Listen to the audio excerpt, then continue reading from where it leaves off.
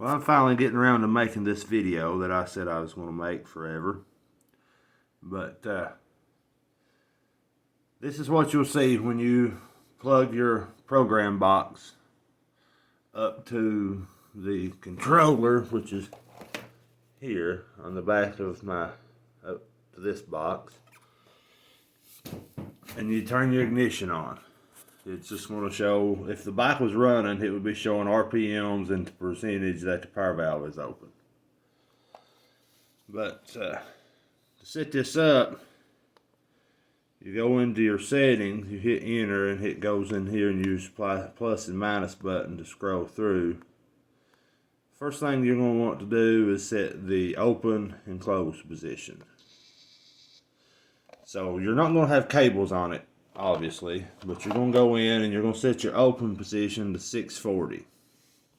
Okay. And then you'll put your cables on, hook them up loosely. And I don't know if you guys remember, but when I stick my finger through the exhaust port and hold the power valve fully open flush with the cylinder, mine doesn't line up perfectly with this dowel hole. It's off just maybe a millimeter. So I just kind of eyeball it in when I set the power valve cables, and you don't want to set them bone tight. I mean, that might be too loose, I don't know, but I think that's the reason I broke that one nipple off of that other cable, was because I had them too tight. So I went back and readjusted them, so we'll give that a go. But if you remember me saying that the stock controller doesn't open it all the way, this is fully open. This little Sharpie mark right there, that's as closed as what the stock controller will close this power valve. When it's sitting idling and you barely turn the idle up a little bit at a time until this thing quits jumping and jerking and doing all the craziness that it does with the stock setup, and it goes fully closed, that's where it closes to. Okay. If you don't have your cables on it and you rotate it fully closed, this is actually where fully closed is. Focus. Right there. Now, I don't have mine set to close that far, but that's actually how far it will close. It will go double the distance.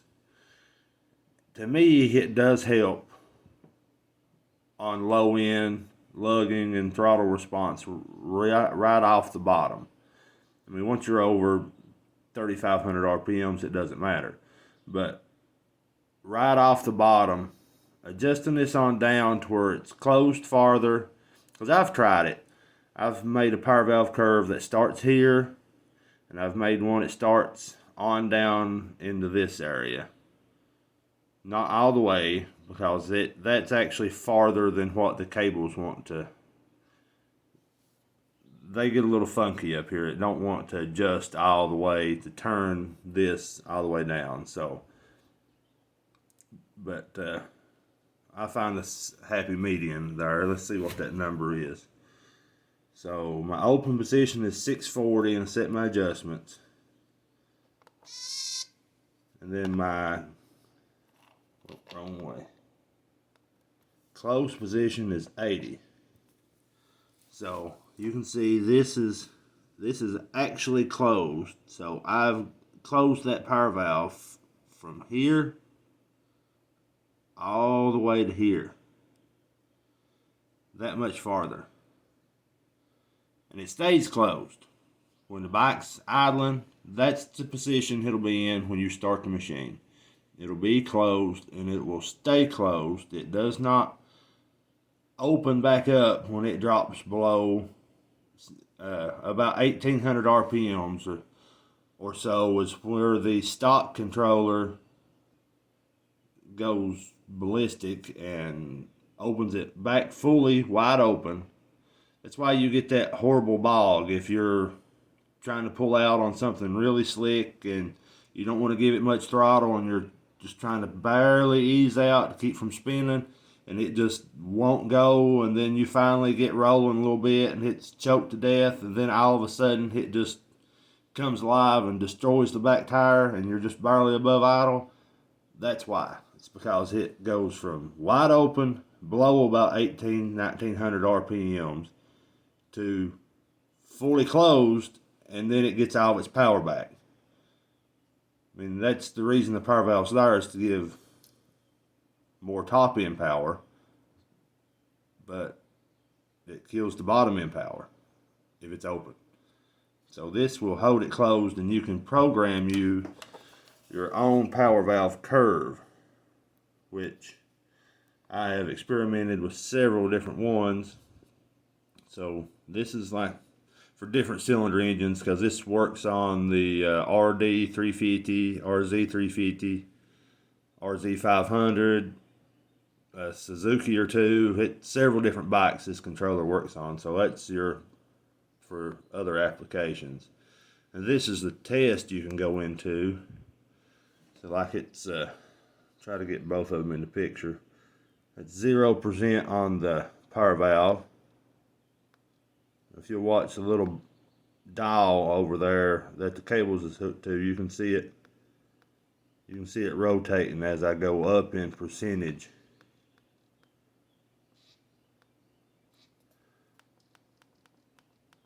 The 33% is about, with where I have it set up, 33% is about the stock.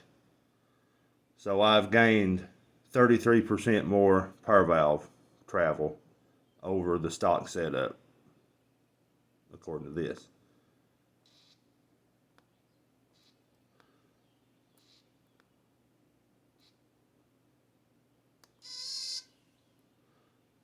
You hear how fast it works now? It never worked that smooth and fast before. My stock setup didn't.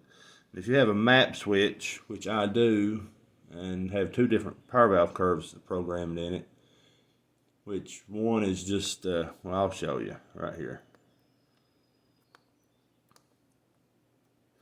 Load settings for power valve curve 1. Let's go to the set power valve, hit enter. I just have 2 points on this curve, just to try something different. And you can go up to up to 8 points. But I'm just going to leave this one at 2. And I have it starting at 0. It'll be 0% from nothing, 0 RPMs to 2500. It'll be 0%. And then from 2500 to 8200 RPMs, it'll progressively, in a straight line, ramp up to 100%. Now let's load the other curve 2, which is actually the better running curve, I feel, that I have come up with. But that curve that I just showed you is a little bit smoother, but it's not so much smoother that it's like, oh my God, I've got a map switch like a KTM. It's not that big of a difference. Don't think that you're going to be like the KTM guys where they can flip a switch and it just turns from a rocket to a turtle. It won't happen. So this is my second curve, my map switch 2. I have 5 points. It's 0 from idle to 2500 RPMs. It'll be completely closed. And then from 2500 to 4000, it'll ramp up to 25% open. And then from 4000 to 6000, it'll ramp up to 60%. From 6 to 7, it'll ramp up to 80%. And 8200 RPMs, it goes full open. And I've looked for dyno tests of the DT230 and the WR200 and the DT200, and everything I can find, it says peak horsepower is around 83 to 8500 RPMs. I don't know if that's where this is because I don't have access to a dyno. And everything I can read is you need this programmer set up for the power valve point to be open 200 to 300 RPMs before peak horsepower. So that's where it's at. That's where I'm guessing it's at. So if peak horsepower is at 8,500, I have it set to be fully open at 8,200. So I hope I'm close. It feels good riding it anyway. It feels better than stock. So, and I have no idea where the stock one, what type of curve the stock one has. To really do this right, to set it up correctly, what you would need to do, in my opinion, is to put this back on a dyno and hook your programmer up. Go into your test mode. Have everything set up on the on your open and closed position, and go into test mode. Set it at 0% and make a pass. Power valve will stay completely closed. Okay, make that pass. Document what RPMs the power comes in,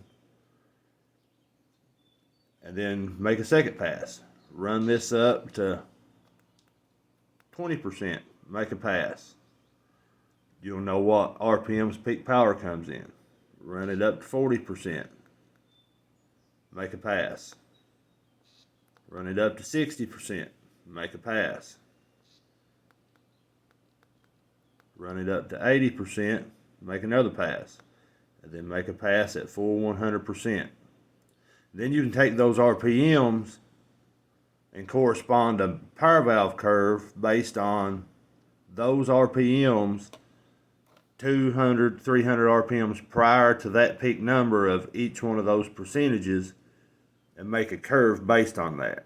And then it would be optimized. You would have the best that you could get out of the power valve function. I mean, you could do it in 8 different points, so that would be a 0, 20, 40, 60, 80, and 100. At 6 points, you could come up, break it down into 8 points if you wanted to, and make 8 passes and base it on it, and have 8 different power valve curve points, and you would be completely optimized. You couldn't get it basically any better than what that would be.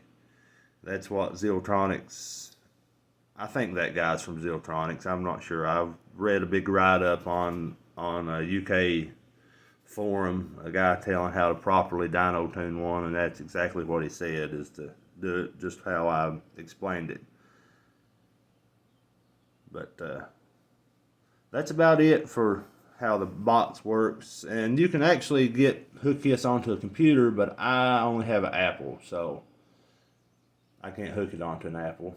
If you order the right cord, and you can map it out, and it'll actually show you a graph of your power valve curve, if my understanding is correct. But I don't have that, so I don't know if that works or not. Later, guys.